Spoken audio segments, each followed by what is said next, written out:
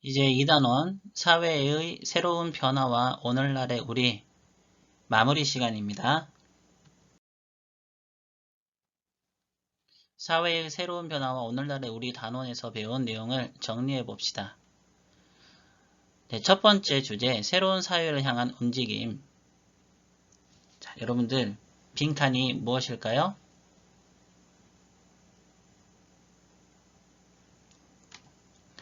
첫 번째는 영조입니다. 영조는 탕평책을 실시했고 수원화성을 건설해 왕권을 강화하려 했다. 네, 바로 정조죠. 조선 후기 새로 등장한 서민 문화에는 뭐가 있다라고 했네요. 네, 풍속화. 풍속화는 여러분들 김홍도, 신윤복이 잘 그렸다고 배웠었습니다. 그리고 탈놀이. 양반과 지배계층을 풍자했었죠. 자, 그리고 판소리가 있었습니다. 그리고 여기서 하나가 빠졌는데요. 추가해야 될 게 있죠. 바로 한글 소설. 그리고 또 하나 민화 등도 있었습니다. 자, 흥선대원군은 여러분들 세도 정치를 끝내고요. 왕을 중심으로 정치를 운영하기 위한 정책들을 펼쳤었죠. 왕권 강화책을 펼쳤었습니다. 자, 그리고 네 번째, 우리나라가 일본과 맺은 최초의 근대적 조약이지만 불평등 조약인 것은 바로 강화도 조약입니다. 강화도에서 맺었죠. 그리고 김옥규는 무엇을 일으켜 조선을 근대화하려고 했습니다. 네, 바로 뭐죠? 맞습니다. 1884년 갑신정변이지요. 두 번째 주제, 일제의 침략과 광복을 위한 노력. 대한제국을 선포하고 근대화를 위해 노력했으나 외세의 간섭은 계속되었습니다. 자, 어느 왕 때 있었던 일이죠? 네, 바로 고종입니다. 고종은 1897년에 광무개혁을 통해서 대한제국을 선포했었죠. 자, 그리고 신돌석. 신돌석은 일제에 맞섰던 평민 출신, 바로 의병장입니다. 그동안 의병장들은 대부분 양반들이 있었습니다. 하지만 신돌석은 평민 출신 의병장이었습니다. 자, 세 번째, 대한제국을 빼앗는데 앞장섰던 이토 히로부미를 처단한 우리의 영웅은 바로 누구죠? 그렇습니다. 안중근이지요. 자, 그리고 대한민국 임시정부가 수립되었습니다. 어느 사건 이유입니까? 맞습니다. 3.1운동입니다. 3.1운동은 1919년에 일어났던 평화적인 만세 독립운동입니다. 대한민국 임시정부의 중심인물로 독립을 위해 노력했던 분들은 너무 많은데요. 그 중에 성함이 두 글자인 분은 바로 김구 주석이지요. 나중에는 여러분들 대한민국 임시정부의 대표인 주석까지 하셨었습니다. 자, 세 번째 주제인 대한민국 정부의 수립과 6.25 전쟁입니다. 독립을 위해 한국인들의 노력과 연합국의 승리로 우리는 8.15 광복을 맞이했습니다. 하지만 우리는 곧 남과 북으로 분단이 되었죠. 자, 분단된 이유 여러분들 배웠었죠? 네, 일본군 무장 해제를 목적으로 북쪽은 소련이, 남쪽은 미국이 분할 점령을 하게 되고요. 그 다음에 이게 신탁통치로 이어지면서 우리나라는 분단이 되었습니다. 우리나라의 최초의 민주적인 선거는 언제 있었습니까? 네, 1948년 5월 10일 날 있었죠. 그래서 50 총선거라고 합니다. 이것을 이 50 총선거에서 뽑힌 국회의원 198명이 우리나라의 헌법을 만들었죠. 이 헌법을 기본으로 해서 대통령을 선출했고요. 그리고 1948년 8월 15일 날 대한민국 정부를 수립하게 됩니다. 자, 그리고 북한이 남한을 침략해서 일어난 전쟁이 바로 6.25 전쟁입니다. 북한이 남한을 침략한 겁니다. 전쟁이 끝난 후 생긴 휴전선을 사이에 두고 남과 북은 서로 군사적으로 대치하고 있죠.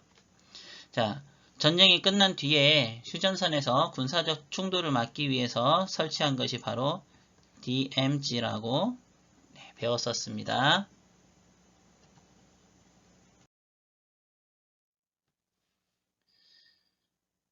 자, 3개의 문제가 있습니다.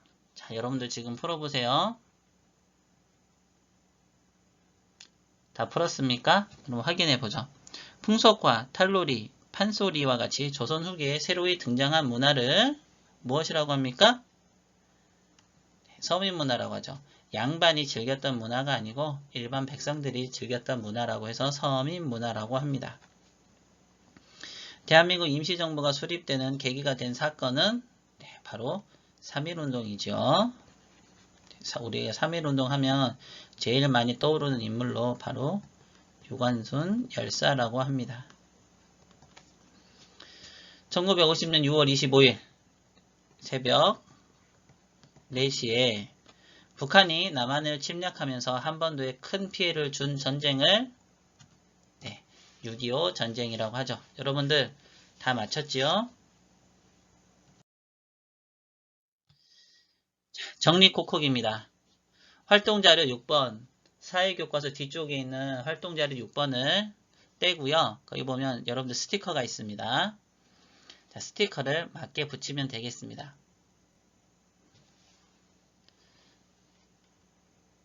다 했습니까? 자, 그럼 확인하겠습니다. 네, 종조의 수원 화성입니다. 네, 유네스코 문화재죠. 조선 강화도 조약으로 개항하다. 네, 바로 이 사진입니다. 강화도에서 일본과 강화도 조약을 맺고 있는 장면입니다. 네, 개화파, 새로운 나라를 꿈꾸다. 네, 바로 어떤 사건이죠? 갑신정변이죠. 1884년입니다. 네, 김옥균, 박용호, 서광범, 서재필. 네. 그리고 전봉준, 새로운 조선사회를 위해 일어나다. 네. 동학농민운동이죠. 1894년입니다. 여기 앉아 계신 분이 바로 전봉준 장군이죠. 녹두 장군 전봉준. 자, 안중근 이토 히로부미를 처단하다. 네, 1909년입니다. 하얼빈에서 안중근 의사께서 이토 히로부미를 처단했죠. 네, 이 민족기록화를 여러분들 붙이면 되겠습니다. 대한제국 국권을 빼앗기다. 네, 1910년입니다. 이거를 경술 국치라고도 하죠. 경술련의 나라의 큰 치욕입니다. 자, 이 사진은 여러분들 요 가운데 있는 게 조선총독부 건물이에요. 이 조선총독부가 일제시대 때 우리 나라를 다스렸던 통치기구였죠. 자, 한국인들 3.1운동으로 대한독립을 외치다. 1919년입니다. 자, 이 스티커예요. 자, 이거 덕수궁 앞에 사람들이 모여있는 모습입니다. 그리고 우리민족 8.15 광복을 이루다. 1945년이죠. 사람들이 기쁨의 만세를 외치고 있는 스티커를 붙이면 되겠습니다. 대한민국 6.25 전쟁으로 위기를 맞다. 1950년입니다. 50년 6월 25일이죠. 자, 한국전쟁으로 6.25 전쟁으로 폐허가 된 서울의 모습입니다. 여러분들 지금 여기 보이는 게 지금 서울중앙청이에요. 요 위에 있는 조선총독부 건물과 이 건물은 같은 건물입니다. 네. 일본이 한국을 하고 우리나라가 독립을 하고 나서도 이 조선총독부 건물은 중앙청으로 이름을 바꾸어서 계속 사용이 됐었고요. 지금은 철거가 되고 없습니다. 지금 이 자리에는 여러분들 수업 시간에 배웠지만은 경복궁을 복원하고 있지요. 잘했습니다. 자, 카드 짝 맞추기 놀이인데요. 선생님이 영상으로 좀 찍었으니까 어떻게 하면 되는지 영상을 통해 보도록 하겠습니다.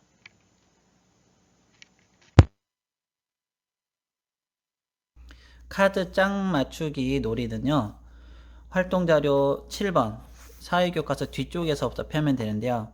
7번 인물 카드, 8번 인물 설명 카드, 9번 사건 문화유산 카드, 10번 사건 문화유산 설명 카드 이렇게 있습니다. 네, 이것을 뜯어주세요. 뜯을 때 잘 뜯는 방법은요. 여기 보면 점선이 보이죠? 여기 지금 칼집이 가 있는 거예요. 그래서 이렇게 밀어서 한번 쭉 접어주고 이렇게 손으로 한번 꾹 눌러주세요. 자, 그렇게 하면은 여러분들 더 뜯기가 편합니다.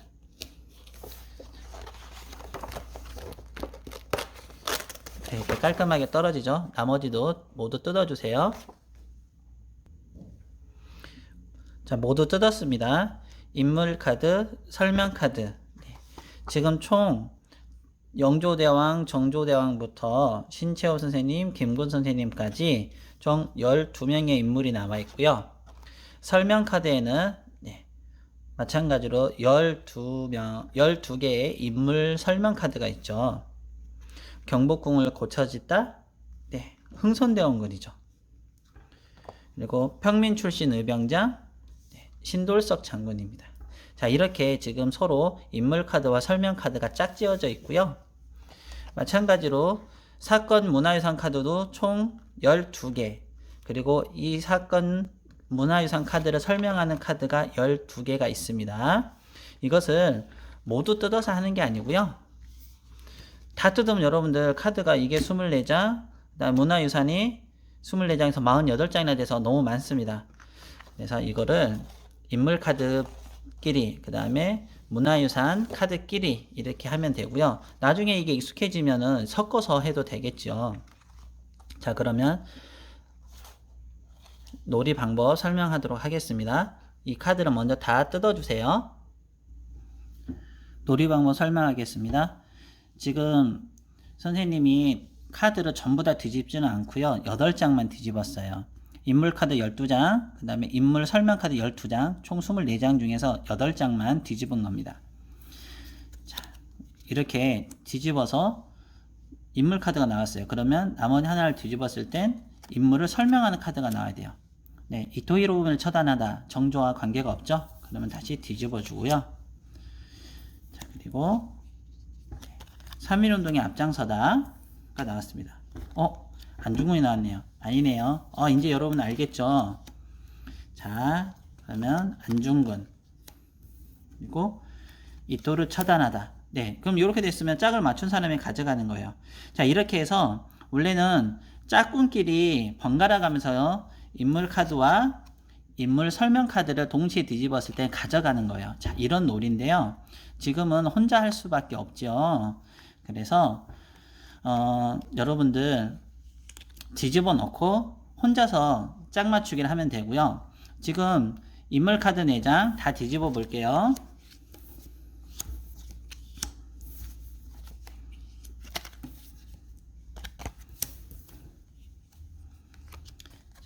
인물 카드 4장, 설명 카드 4장 해서 8장 가지고만 했었는데 장수를 점점 늘려가도 됩니다.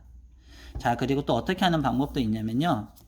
한쪽에 인물 카드를 한쪽으로 몰아두고요. 인물 설명 카드를 한쪽으로 몰아두고 각각 뒤집어서 이렇게 짝을 맞췄을 때 가져가는 방법도 있어요. 이렇게 하면 여러분들 조금 쉽겠지요. 자, 그리고 이제 장수를 늘려서 해도 됩니다. 이게 익숙해지면 장수를 늘려서 하면 돼요.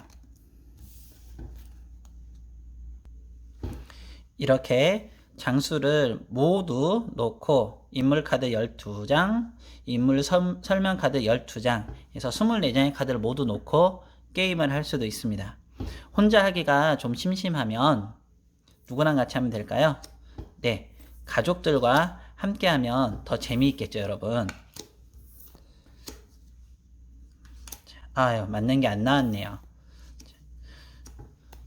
어떻게 하는지 이제 놀이 방법은 알겠죠? 한번 꼭 해보도록 하세요. 자, 그리고 역사 연표 만들기 활동이 있습니다. 역사 연표란 옛날부터 오늘날까지 일어난 중요한 일들을 시간 순서에 따라서 알아보기 쉽게 표로 정리를 한 것을 연표라고 합니다. 중요한 일들을 시간 순서에 따라서 알아보기 쉽게 표로 만든 것을 연표라고 합니다. 자, 그래서 연표를 보면요, 중요한 일과 그 일이 일어난 시기를 알 수 있습니다. 어떤 사건이 언제, 어디에서 일어났으며 누가 일으킨 사건인지 확인할 수도 있어요. 그게 다 적혀 있으면요. 그리고 사건과 다른 사건이 서로 어떤 영향을 주고 받았는지도 이해가 되겠죠. 지금 선생님이 여기 사진으로 제시해 놓은 거는 국사연표인데요. 이게 어디에 나와 있는 거냐면 사회과 부도에 나와 있는 겁니다. 지금 후삼국 시대에 발해가 있고 고려 시대가 되어 있고요. 그 다음에 세기라고 되어 있는데 여러분들 연대를 봐도 됩니다. 연대 901년에 후고구려가 건국됐고 누가요? 궁예가. 918년에는 왕건이 고려를 건국했다. 그 다음에 926년엔 발해가 멸망했고 935년엔 신라가 항복을 하고 그래서 936년에 고려가 후삼국을 통일했다. 이렇게 중요한 사건들을 시간 순서대로 이렇게 쭉 해놨습니다. 자, 이런 것들을 연표라고 하는데요. 연표는 여러분들 어떻게 만드는지 순서를 알아보겠습니다. 자, 지금까지 학습한 내용 중에서 자신의 평소에 관심을 두었던 시대, 고려시대면 고려시대, 신라시대면 신라시대, 조선시대면 조선시대 또는 우리 독립운동 그 시기가 궁금하다면 여러분들 일제강점기 시대를 이렇게 여러분들께서 하면 될 겁니다. 그리고 인물, 사건, 문화유산 등을 다양한 주제로 해서 여러분들이 조사를 할 수가 있어요. 자, 그래서 첫 번째 단계는 주제를 정하는 겁니다. 두 번째는 역사적 사실을 조사하는 거겠죠. 자, 그리고 세 번째는 연표 종류를 정하고 연표 틀을 그리는 겁니다. 그리고 네 번째는 연표 시대 표시를 하고 다섯 번째 중요사항, 주요 시대, 인물, 사건, 문화유산 등을 연표에다 여러분들이 기록을 하는 거예요. 그리고 마지막으로 한 게 뭘 하는 겁니까? 제목을 붙이는 겁니다. 연표 내용을 배치하고 제목 붙이는 거예요. 자, 연표의 종류들이 나와 있는데 우리 교과서에 나와 있는 겁니다, 여러분들. 직선 연표입니다. 1850년, 1860년, 70년, 80년, 10년 순으로 10년 간격으로 이렇게 표시를 해놨고요. 자, 그리고 1860년대에 1863년에 고종이 즉위를 했다. 그리고 1870년대에는 1876년도에 강화도 조약을 맺었다. 그리고 여기다가 만약에 또 하나 쓴다면 뭘 쓸 수 있겠어요? 1884년에 갑신정변. 이렇게 쓸 수 있겠죠. 이렇게 쓸 수도 있고요. 자, 그 다음에 곡선형이에요. 지금은 1860년, 1870년, 1890년, 1900년, 10년 단위로 마찬가지로 표시를 했네요. 자, 그리고 칸 안에 다 못 들어가면 이렇게 칸 밖으로 살짝 나오기도 했습니다. 되게 예쁜 모양이죠. 자, 그리고 입체형 연표입니다. 여기도 지금 10년 간격으로 연대는 표시를 했고, 그 다음에 사건은 정확하게 연도를 써줬죠. 자, 이거는 또 원형 연표예요. 자, 여러분들 이거 보면 알겠지만 연표는 정해진 모양이 있습니까? 정해진 모양이 없습니다. 네, 잘 알아볼 수 있게 그리면 되는 거예요. 이렇게 여러분들 예쁘게 만들지 않아도 괜찮습니다. 자, 그리고 사진을 이렇게 넣어서 만들 수도 있겠죠.